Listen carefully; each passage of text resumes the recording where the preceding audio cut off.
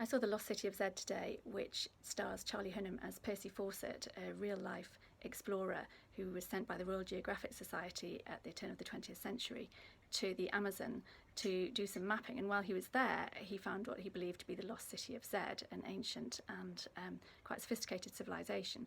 And the film really follows him over the next 20 years or so as he returns there and also deals with the ridicule he receives back home as he tries to change people's minds and make them believe what he's found. And he has this growing obsession with the area and going back there. It's a good film, it's a long film.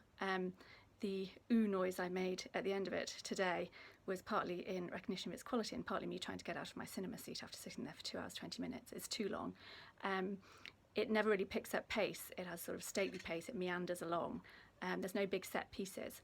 It's a very male film, obviously, because of when and where it's set. So men exploring, men having meetings of varying degrees of friendliness and frostiness at the Royal Geographic Society in London, men going to public talks to discuss Percy's discoveries. There's one major female character in it, Nina Fawcett, Percy's wife, who is played really well by Sienna Miller. There's a couple of clunky attempts at the beginning to set out her feminist credentials, and in the end they just give up on that and let the character speak for herself. She was clearly a woman ahead of her time and probably would have been an explorer herself if she'd been born a few years later.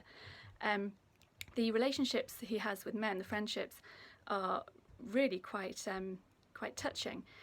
His friendship with Henry, who travels with him a lot, is beautifully drawn, and I think what really came across in the film is this growing obsession over the years with his findings of getting back there, to the extent that at the end I actually wrote in my notebook, "This is not all about you."